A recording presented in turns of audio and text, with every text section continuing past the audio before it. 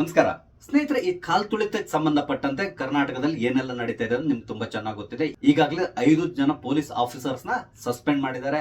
ಹಾಗೆ ಕೆಲವರ ಸ್ಥಾನ ಪಲ್ಲಟ ಕೂಡ ಆಗೋಗಿದೆ. ಇದೆಲ್ಲ ನಿಮ್ಗೆ ಗೊತ್ತಿರುವಂತಹ ವಿಷಯ.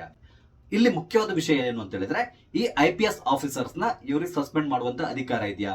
ಒಂದ್ ವೇಳೆ ಇವರು ಸಸ್ಪೆಂಡ್ ಮಾಡಿದ್ರು ಕೂಡ ಇದಕ್ಕೆ ತಡೆಯೊಡ್ಡುವಂತಹ ಅಧಿಕಾರ ಕೇಂದ್ರ ಸರ್ಕಾರಕ್ಕಿದೆಯಾ? ಇದಕ್ಕೆ ಸಂಬಂಧಪಟ್ಟಂತೆ ಕೆಲವೊಂದು ವಿಚಾರಗಳನ್ನು ನಿಮ್ ಜೊತೆ ಹಂಚಿಕೊಳ್ತಾ ಇದ್ದೇನೆ.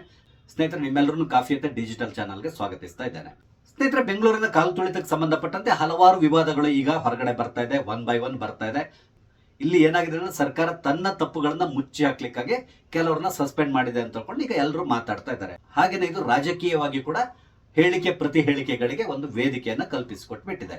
ಈ ಸಂದರ್ಭದಲ್ಲಿ ಇನ್ನೊಂದು ಸುದ್ದಿ ಕೂಡ ಹರಿದಾಡ್ತಾ ಇದೆ. ಅದು ಏನು ಅಂತ ಹೇಳಿದ್ರೆ, ರಾಜ್ಯ ಸರ್ಕಾರ ಇಲ್ಲಿ IPS ಆಫೀಸರ್ಸ್ ನ ಸಸ್ಪೆಂಡ್ ಮಾಡಿದ್ರು ಕೂಡ ಕೇಂದ್ರ ಸರ್ಕಾರ ಇದಕ್ಕೆ ತಡೆಯೊಡ್ಡಬಹುದು. ಅಂದ್ರೆ ಕೇಂದ್ರ ಸರ್ಕಾರ ಇವರ ಈ ಸಸ್ಪೆನ್ಷನ್ ಆರ್ಡರ್ ಏನಿದೆ ಇದನ್ನ ರದ್ದುಗೊಳಿಸುವಂತ ಸಾಧ್ಯತೆಗಳು ಕೂಡ ಇದೆ ಅಂತ ಹೇಳ್ತಾ ಇದ್ದಾರೆ. ಹಾಗಾದ್ರೆ ಯಾವ ರೀತಿಯಾಗಿ ಸಾಧ್ಯ ಆಗ್ತದೆ ಇದು?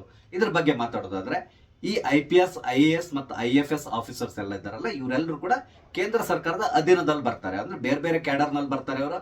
ಹಾಗಾಗಿ ಬೇರೆ ಬೇರೆ ರಾಜ್ಯಗಳಲ್ಲಿ ಇವರು ಸೇವೆಯನ್ನು ಸಲ್ಲಿಸ್ತಾ ಇರ್ತಾರೆ.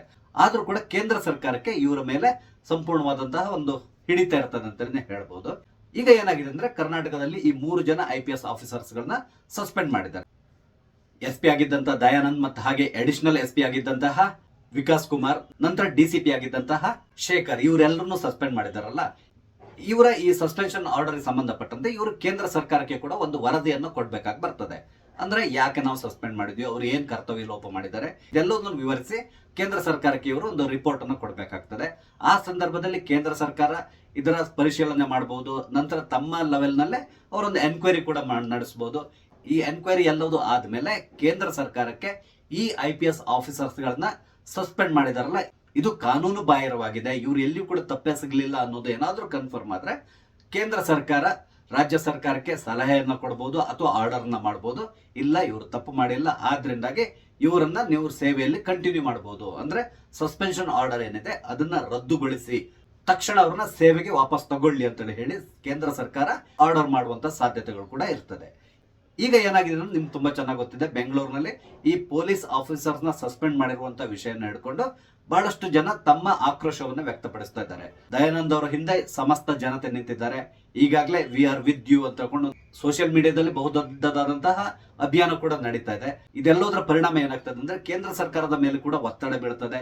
ಅದಲ್ಲದೇನೆ ಕೇಂದ್ರ ಸರ್ಕಾರದಲ್ಲಿ ಮಂತ್ರಿಗಳಾಗಿರುವಂತಹ HD ಕುಮಾರಸ್ವಾಮಿ ಇರ್ಬೋದು ಅಥವಾ ಪ್ರಹ್ಲಾದ್ ಜೋಶಿ ಇರ್ಬೋದು, ಇವರು ಕೂಡ ಇದಕ್ಕೆ ಸಂಬಂಧಪಟ್ಟಂತೆ ಕೇಂದ್ರ ಸರ್ಕಾರದ ಮೇಲೆ ಒತ್ತಡವನ್ನ ಹೇರುವ ಸಾಧ್ಯತೆಗಳು ಕೂಡ ಇರ್ತದೆ.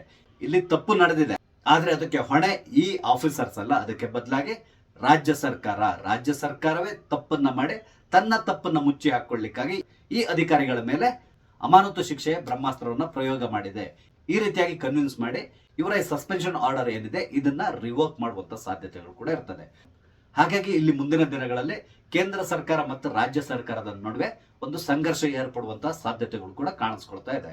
ಇದು ಕೇವಲ ಒಂದು ಮಾಮೂಲಿ ಸಂಘರ್ಷ ಆಗಿರಲ್ಲ, ಅದಕ್ಕೆ ಬದಲಾಗಿ ಬಿಜೆಪಿ ಮತ್ತೆ ಕಾಂಗ್ರೆಸ್ ಅನ್ನುವ ಒಂದು ಸಂಘರ್ಷ ತಾರಕಕ್ಕೇರುವಂತಹ ಸಾಧ್ಯತೆಗಳು ಕೂಡ ಇದೆ. ಇದಕ್ಕೆ ಕಾರಣ ನಿಮ್ಗೆ ಗೊತ್ತಿದೆ, ಸಿದ್ದರಾಮಯ್ಯ ಮತ್ತೆ DK ಶಿವಕುಮಾರ್ ಅವರು ಇದನ್ನ ವಿರೋಧಿಸ್ಲಿಕ್ಕೆ ಪ್ರಾರಂಭ ಮಾಡ್ತಾರೆ, ಆದ್ರೆ ಕೇಂದ್ರ ಸರ್ಕಾರ ಒಪ್ಕೊಳ್ಳಲ್ಲ. ಈ ರೀತಿಯಾಗಿ ಒಂದು ಸಂಘರ್ಷ ಕಂಟಿನ್ಯೂ ಆಗುವಂತ ಸಾಧ್ಯತೆ ಇದೆ. ಆದ್ರೂ ಕೂಡ ಕೇಂದ್ರ ಸರ್ಕಾರ ಮೇಲುಗೈ ಸಾಧಿಸುವ ಸಾಧ್ಯತೆಗಳು ಕೂಡ ತುಂಬಾ ಜಾಸ್ತಿ ಇದೆ ಅನಿಸ್ತಾ ಇದೆ. ಹಾಗಾಗಿ ದಯಾನಂದ್ ಮತ್ತೆ ಉಳಿದಂತಹ IPS ಆಫೀಸರ್ಸ್ ಯಾರೆಲ್ಲ ಇದ್ದಾರೋ ಅವರೆಲ್ಲರೂ ಕೂಡ ತಮ್ಮ ಕರ್ತವ್ಯವನ್ನ ಕರ್ನಾಟಕದಲ್ಲಿ ಮುಂದುವರಿಸುವಂತ ಸಾಧ್ಯತೆಗಳು ಕೂಡ ಇರ್ತದೆ.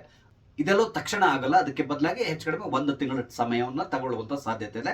ಒಂದ್ ವೇಳೆ ಅವರ ಸಸ್ಪೆನ್ಷನ್ ರಿವೋಕ್ ಆದ್ರೂ ಕೂಡ ಡಿಪಾರ್ಟ್ಮೆಂಟಲ್ ಎನ್ಕ್ವೈರಿ ಅಂತೇಳಿ ಒಂದಿರ್ತದೆ, ಅದು ಕಂಟಿನ್ಯೂ ಆಗ್ತಾ ಇರ್ತದೆ. ಆ ಡಿಪಾರ್ಟ್ಮೆಂಟ್ ಎನ್ಕ್ವೈರಿಯಲ್ಲಿ ಏನೆಲ್ಲ ನಡೆದಿದೋ ಅದೆಲ್ಲದನ್ನು ಇವರು ವಿವರಿಸಬೇಕಾಗ್ತದೆ. ಅದಕ್ಕೆ ಸಂಬಂಧಪಟ್ಟಂತೆ ಒಂದು ರಿಪೋರ್ಟ್ ಅನ್ನ ಇವರು ಸರ್ಕಾರಕ್ಕೆ ಕೂಡ ಸಬ್ಮಿಟ್ ಮಾಡ್ತಾರೆ. ಅಷ್ಟರೊಳಗಡೆ ಈ ವಿವಾದ ಇದೆಯಲ್ಲ, ಅದು ಯಾವ ಮಟ್ಟಕ್ಕೆ ತಲುಪ್ತದೆ ಇದೆಲ್ಲದನ್ನು ನಾವು ಕಾದ್ ನೋಡ್ಬೇಕಾಗಿದೆ.